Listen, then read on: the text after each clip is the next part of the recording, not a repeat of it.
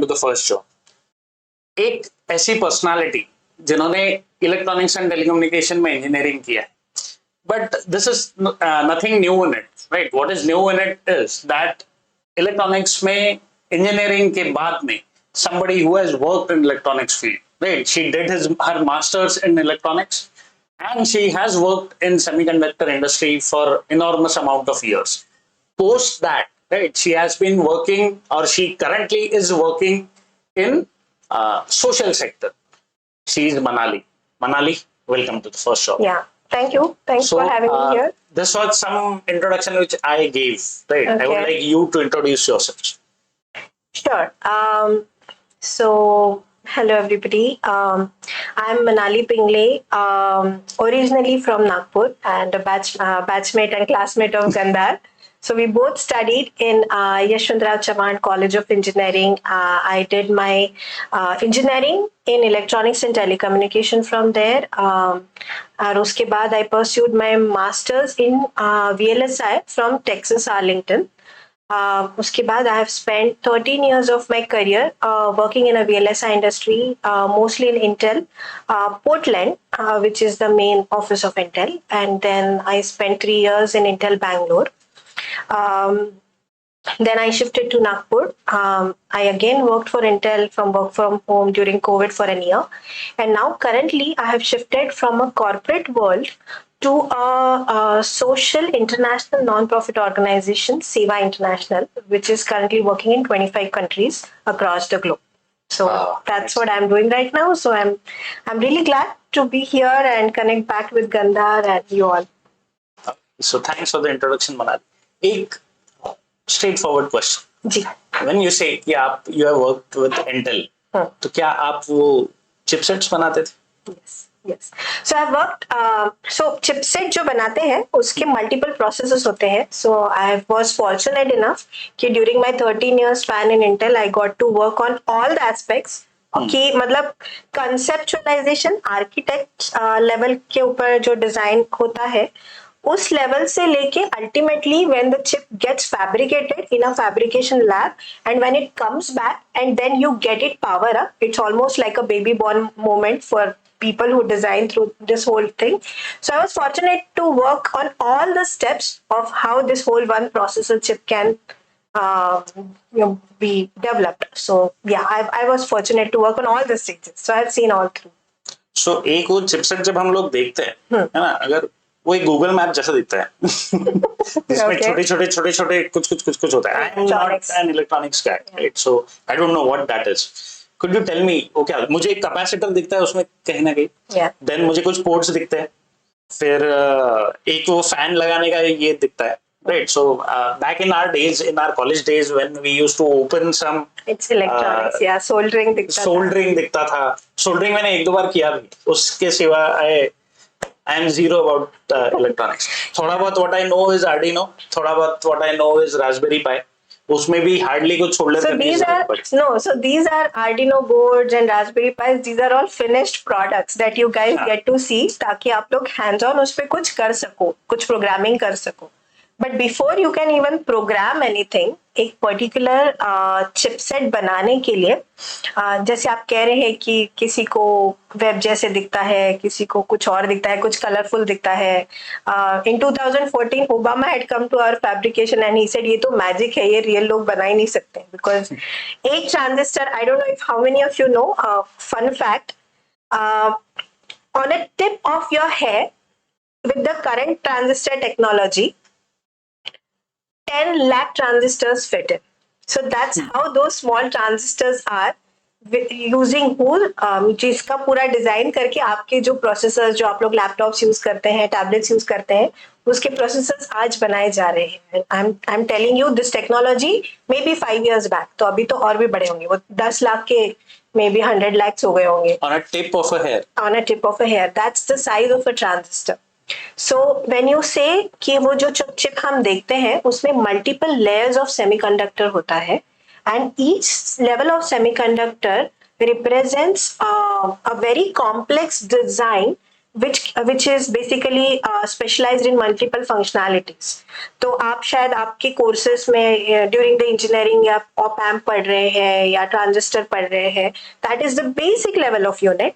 वो level of unit करके आप शायद जब माइक्रो प्रोसेसर्स पढ़ते हैं, उसका controller, CPUs, memories and other areas जब आप पढ़ते हैं, तो वो डेवलप होते हैं using those transistors but in a more complex way. जो अब हम लोग यूनिवर्सिटीज में पढ़ते हैं, it is like a very basic 8086 जो बाबा आजम का डिजाइन है, but it is still relevant क्योंकि Moore's law is not yet dead, so it's still relevant. But that is what happens at a multiple level. Then there is a power level because there are a lot of power connections. Multiple sections of the chips get powered using a multiple power sectors. Where sometimes you want only part of the chip to work, तो उसके लिए कुछ multiple layers होते हैं जो power management करते हैं. Then there are frequencies कि particular it's too complicated. I don't want to get into too much technical aspects, but speed manage करने के लिए, power management के लिए, functionalities के लिए multiple aspects होते हैं जो multiple layers में होते हैं. And now our industry is struggling with the challenge ki as the functionalities are growing bigger and bigger, especially with the AIs. So out of my 13 years, almost 12 years I've worked on the processors which are now into these AI, used for AI machines on high computing power processors में.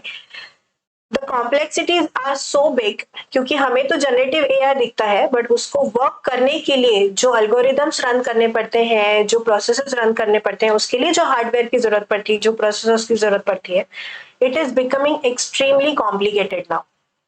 So building semiconductor or these chipsets to support this functionality is the biggest challenge that a technology industry is working on right now. So that is something. हमें सिर्फ chat GPT दिखता है, generative AI दिखता है, but hardware is also one of the very crucial point which makes it happen.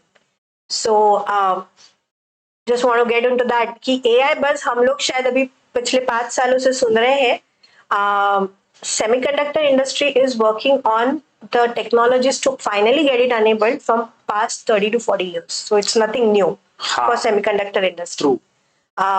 Just that I always feel we have a very less awareness about this whole electronics field and the semiconductor industry, or VLSI भी कहते हैं. These terminologies we hardly have any exposure to really understand कि industry में होता क्या है. And I was just fortunate enough to get exposed to it by chance maybe. and I'm glad I did.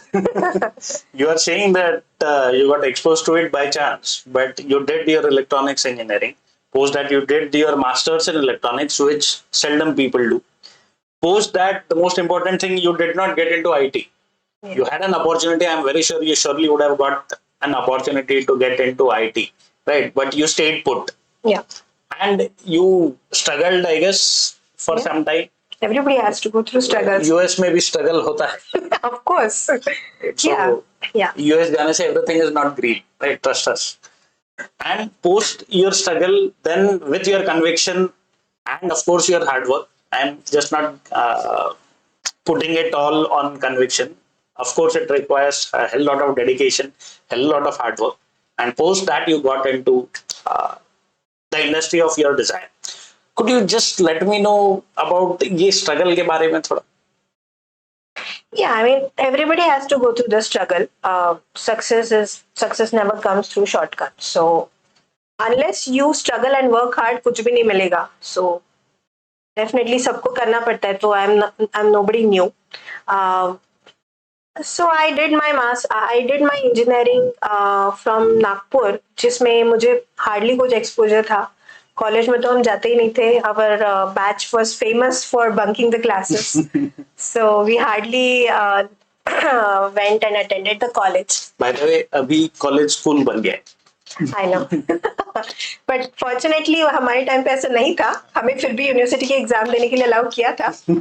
But our batch was very famous for that. So we hardly went and studied. But we would always study for the exams. So I had a peer group who was very studious. So we would study from the books. We never referred VBDs for reference. I don't know if EBDs are still relevant, but हमारे time पे वो 25 to study from books because I was always passionate about it. In fact, I got connected with this field not in engineering but from my 12th. Okay. So I was a student of Shivaji science and वहाँ पे हमारे एक professor थे electronics के, तो उन्होंने इतना अच्छे से पढ़ाया था कि I got connected with that subject and it was really interesting. So I went and told my father कि मुझे इलेक्ट्रॉनिक्स में इंजीनियरिंग करना है, and he was like सब लोग तो कंप्यूटर साइंस कर रहे हैं, why do you want to get into electronics? I said नहीं, it's a lot of fun, it's something new. तो that was just an initial, शायद मुझे पता भी नहीं था कि what it really means and पूरा exposure भी नहीं था, but that's how I got into it and I was still interested in the subject always. So I decided to do for masters. तो initially मेरा masters का कोई plan नहीं था. I was preparing for MTech. So I had got a very good mentor who was in IIT and who was motivating me to give the GMAT नहीं GMAT. I had no plans for GRE. GRE was for MS. तो मैं उसके लिए prepare करी थी, but in my friend circle in during the engineering सब लोगों ने जीआरई के क्लासेस लगा दिए. So just to hang out with them I started going for it and one thing led to the another and I ended up giving GRE. I got a good score and when you give a GRE you have to apply for three mandatory colleges. तीनों से admit मिल गया. तो I think then I said ठीक है, let's try to explore. यहाँ पे admission मिल गया है तो एक साल वेट करके एमटेक करने से अच्छा जीआरई ट्राई कर लेते हैं. So with a very light note, and please don't follow this thought process, make sure you choose your path more wisely. And that's why I said कभी कभी बाय चांस हो जाता है. So that was my by chance. And my family was very supportive of this idea. They always wanted me to study further. And they, being an oldie daughter, they were little reluctant but still very supportive of me going. So I went there. So when I went there, I had no expectation. कोई US dream या ऐसा कुछ लेके नहीं गए थे. Just पढ़ने गए थे कि हाँ भाई मास्टर्स करना है, एमटेक करना था, वो नहीं तो एमएस करेंगे, पढ़ेंगे 2 साल करके वापस आ जाएंगे. So that really helped me because I was never focused on a job. When I went there, of course, I was worried about कि मैं कर पाऊंगी कि नहीं, because it was extremely hard. यहाँ पे हम लोगों ने बहुत मेहनत की थी but सब theoretical था. वहाँ पे suddenly there was a paradigm shift कि सब practical था. So first semester was extremely tough. I landed up in Rochester where the temperatures used to be minus 20 degrees. We were not used to it being from Nagpur. So minus 20 degrees may no matter how much layers you wear and you have to wait for the college bus. नानी याद आ जाती थी. It was like घर जाना है, नहीं रहना है types. Plus there's no help. You have to cook, you have to manage your school, you have to manage your on-campus jobs, because that's the thing, right? When you're studying, you're also supporting yourself. So with all that thing, it was a lot of struggles, but it was a lot of fun. I made some very good friends. After a quarter, I transitioned from Rochester University to Texas Arlington, just because I got very bad grades. That was the reality. But I had an admit from Arlington, which was a better school. So I connected with few mentors and they suggested me that this is a quarter system plus the weathers are harsh. Why don't you move to Arlington and try there? And I got into very easily. I got very good professors. And at that time, I was very interested in 2 subjects. One was DSP, जो काफी tough था, signal processing, but image processing was extremely interesting to me. तो मैंने जो first इसमें elective लिया था, I was very introduced with that subject. And second was VLSI. And DSP के the best professor was in Arlington, professor Rao. So just because of his name, I shifted to UT Arlington. And I got a chance to work with him. But then another professor I connected with, he was a VLSI expert and he was the one who kept motivating me towards this field. And he said, no, you're doing really good in your classworks. He used to make me come to his classes early mornings. It used to be very hard for me to wake up. But through that I went to. But the most challenging aspect of this whole process was keeping up to the expectations of your professor. We were not used to that level of education, so we definitely had a tough time हमारे concept इतने clear नहीं थे, हमारे practical knowledge इतना नहीं था, इतना wide knowledge नहीं था. So keeping up to the people and competing with the classes, because वहाँ पे क्या होता था, anything beyond 90%, it is a B grade or C grade, and your grades would directly be connected to your status, I mean immigration status. So you have to score either B or the A. So you have to be always on the 90 plus above. So imagine the struggle we had. We did not sleep, we did not eat much. We used to eat only one meal a day because time ही नहीं मिलता था, because with job, with studies, plus so much pressures. But it was the best time of my life. We learned how to struggle and how to come out of it. Of course, sometimes we would go down, we would flunk, and then professors would motivate us, our seniors would support us. We managed. And then the next set of struggle came, because in US, universities don't get the campus to you on platter. You have to have your own, do your own job search. So you connect with people, you network with people, you go send your resumes, you call 10 people, you research through the websites of all the possible companies, database banao, उनके HRs के postings देखो, LinkedIn पे. उस time पे LinkedIn इतना नहीं था, but you have to do your own job. So basically you are the one who is driving your career. आपको कोई भी आके प्लेटर पे नहीं बोलेगा कि हाँ ये 10 कंपनीज हायर करी, यहाँ पे अप्लाई कर दो. So that was the most struggling point. I even shifted from Texas to California for 2 months, because the companies, there were a lot more companies in California. So for 2 months, I did nothing but just the job preparation and interviews. There was a lot of pressure of my peers telling me, अरे यार electronics में job नहीं मिलते, VLSI में कम jobs है, shift your thing into software, या IT में मिल रहे हैं, जॉब्स ज्यादा है, इजीली मिलेंगे. There are some consulting firms in US which kind of makes your fake resume and gives you the immediate jobs and then take your pay cuts and all. There were a lot of distractions that people were trying to guide me through. I don't know what it was. I just said कि okay, let me give my 200%. जिस दिन ऐसा होगा कि नहीं अब I just have to come back, I'll come back and we'll see later on. But fortunately, I got an opportunity into Intel, which was like a dream company for all semiconductor people at then. I know Intel is struggling right now, but it was the top company then. So even some of my seniors who were doing academically way better than me were very surprised and happy for me. And then I went to Intel in a city called Portland, which I'd never heard about. I didn't even know. I always knew Intel is in California, but I got placed in Portland. But it was a wonderful city in Northwest. I met amazing people. I met amazing managers. American managers were very good, who mentored through all process. And when I landed there, that's when I realized I got an opportunity, my first opportunity to work for a chip which was that time called Larrabee. Later on, after 2 years, that project got cancelled, but then the next version came out of it. But that was the biggest chip of the world. It was the first chip that Intel launched into the high computing market. Okay. And I was a part of an extremely competent team. So I got to learn from the best of the best. So it all turned out well. Oh, okay. That's an amazing journey. One question to you, Manat. Yeah. When you were in YCC, when you were studying here, right? आपका telecommunication branch था. Yeah. How many students were there in your class? Your peers? Around approx 60? 60, yeah. Right? Around 60. And only one section, multiple sections? I think two sections were there, yeah. Two so sections. around 120 odd students. Yeah. How many of them amongst 120 do you know who actually have worked in electronics domain or in semiconductor industry? Do you know anyone?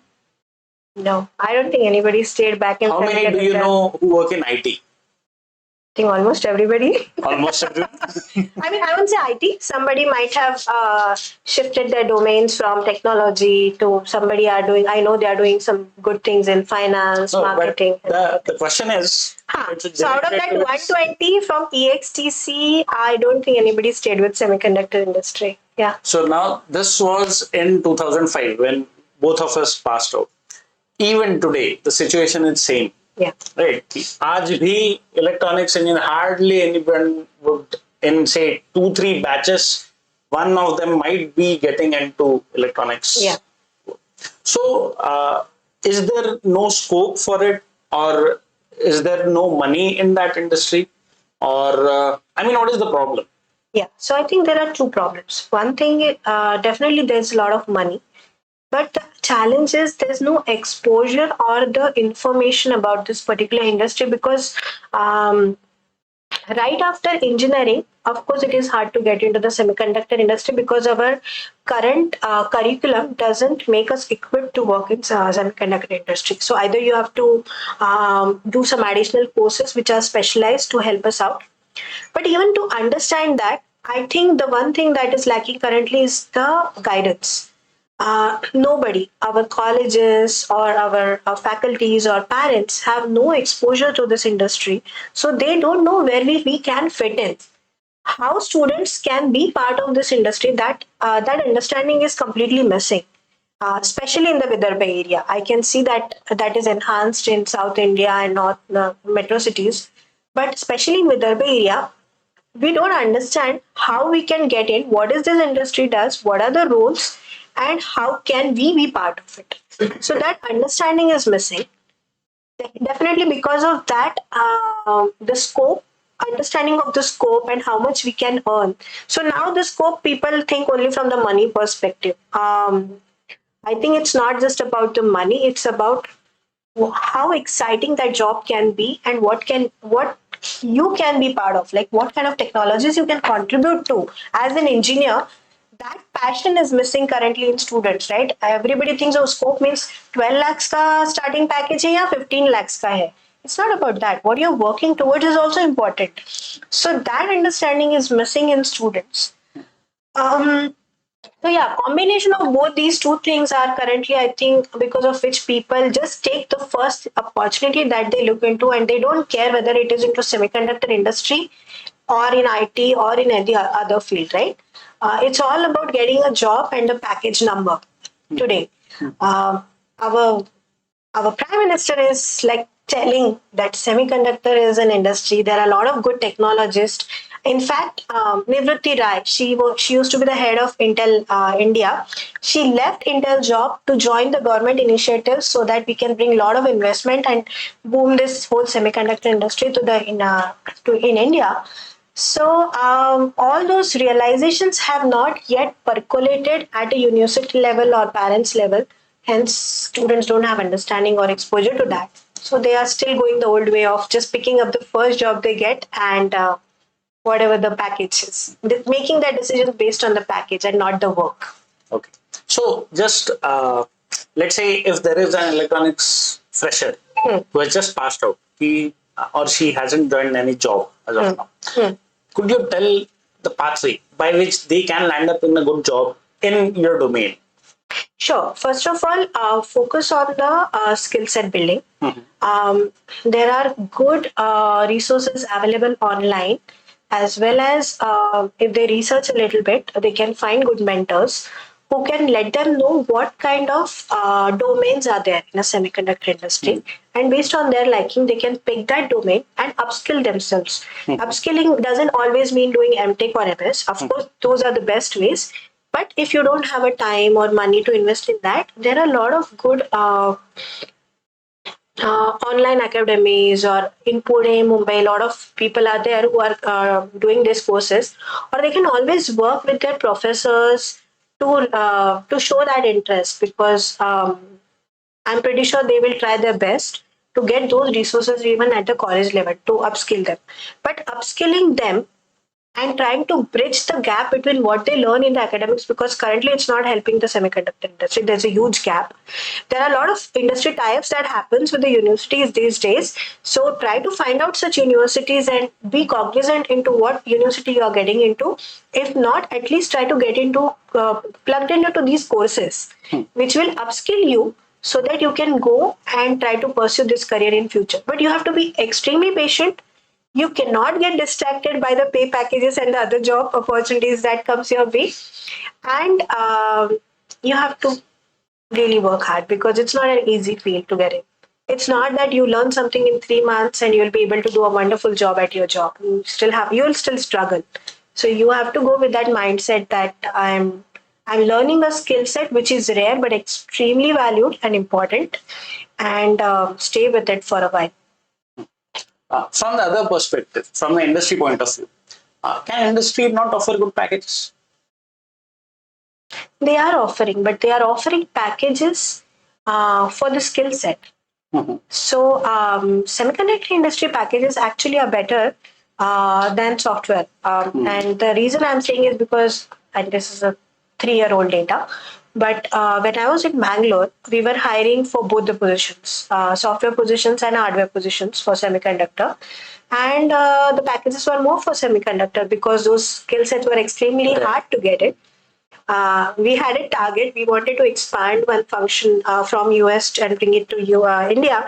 So we had a target of hiring 1,000 students, and not students, but somebody from students to 2-3 years of experience, and we could barely get 200 people. Oh, okay. Because there were no students to screen. People didn't have the skill sets. And the packages that we were paying were higher than what we were paying the software people. Okay. And we could easily meet the software target. So that is the current. So currently, that is what is lagging in for us. So industry wants to expand in India. Our government wants to support. Investors are there. The only thing that is blocking us is a right skill set.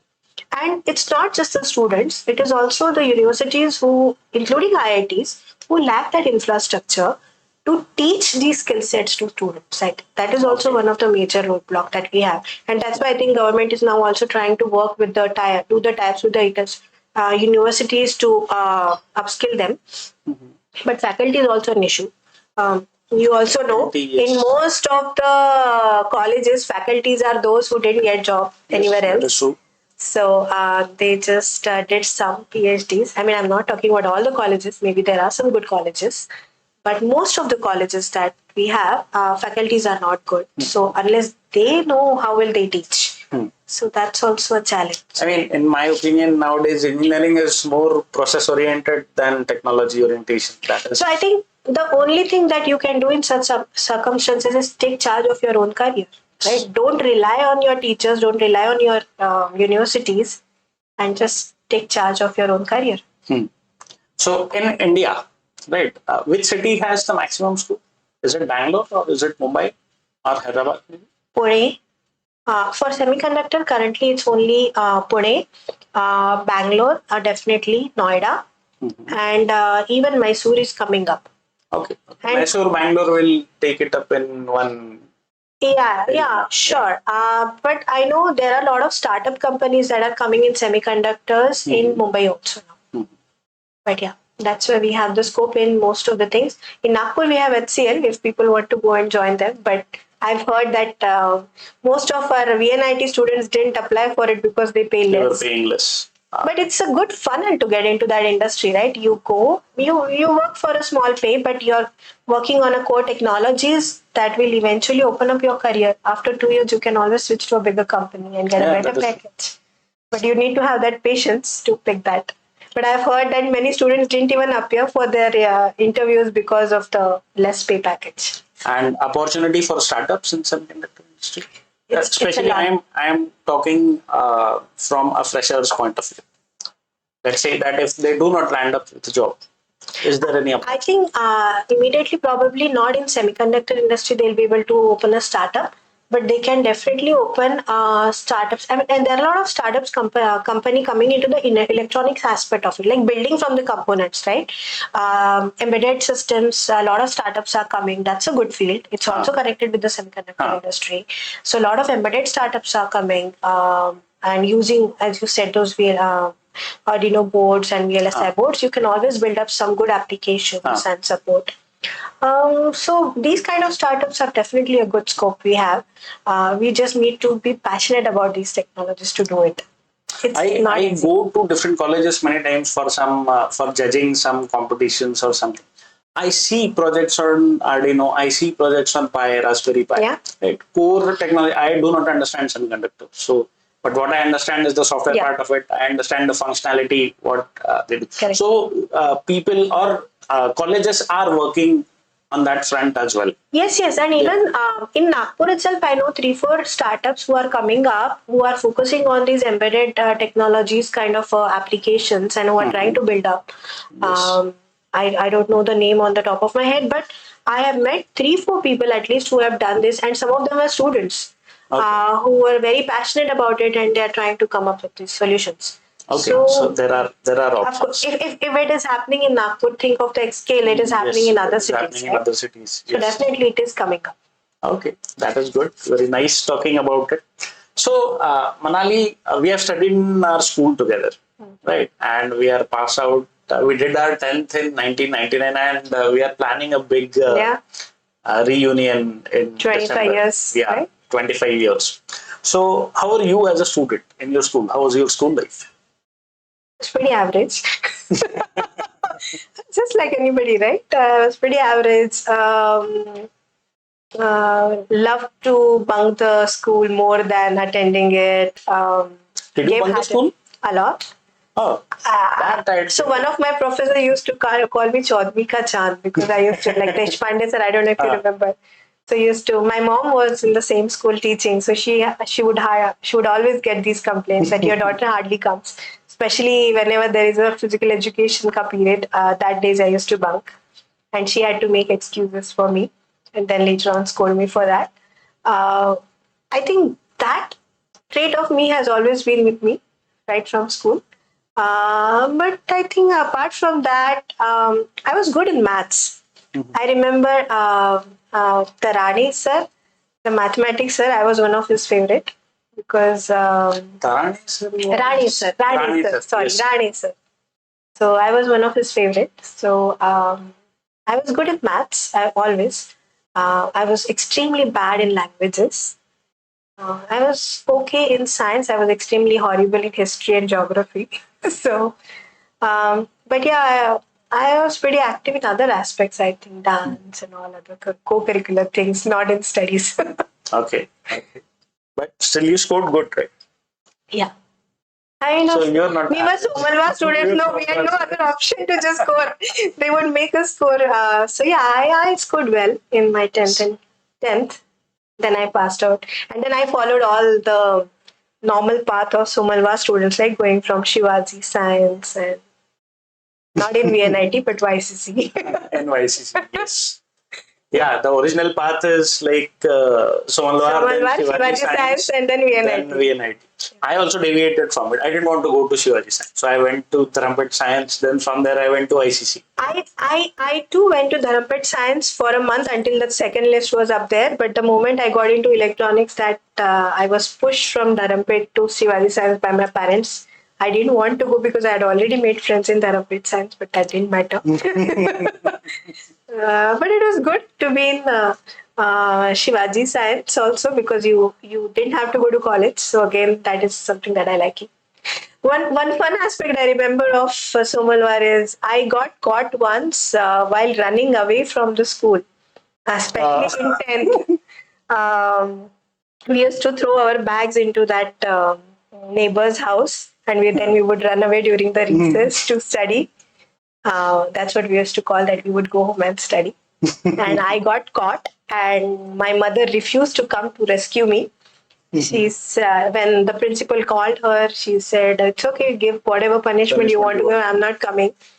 And then, fortunately, one of my very close friend, Apeksha Chauhan's father had come, so उन्होंने बचा लिया. So he took me home. And next day I definitely bunked क्योंकि वो assembly में announce होने वाला था. So yeah, we had our fair share. Okay. Manali, now I know that you work in social sector. Yeah. Could you tell me more about it? What prompted you कि अब पहले semiconductor में आपने बहुत काम किया, right? And the best part which I like about you is that you came back to Nagpur and you're contributing back to Nagpur in whatever possible way. And you're contributing also in the social sector, right? Could you just tell me more about it? What prompted you and what you're doing there? And also what are the opportunities in social sector? Oh, yeah, definitely. So to answer your first one, I, I I had a very fulfilling career in semiconductors. I was always happy about it. The only thing was I always wanted to come back to India. Me and my husband were very of that firm matter. Ki after a couple of years we have to come back, and mostly from the kids' perspective, we felt it would be good if they are closer to the family.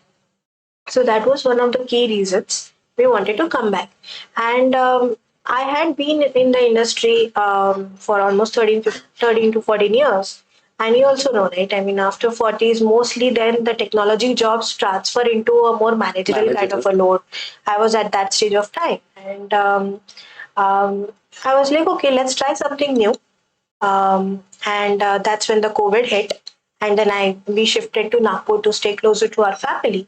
Initially, we were in Bangalore because when we made this move, my manager in US convinced me that hey, don't shift too many things in your life at once. You are anyways making a big shift from US to India. At least don't shift the jobs. She just wanted to retain me. So she's like, don't shift to other companies. You just go with the same company and same team. You just start that whole work in India. Anyways, you want to expand in India.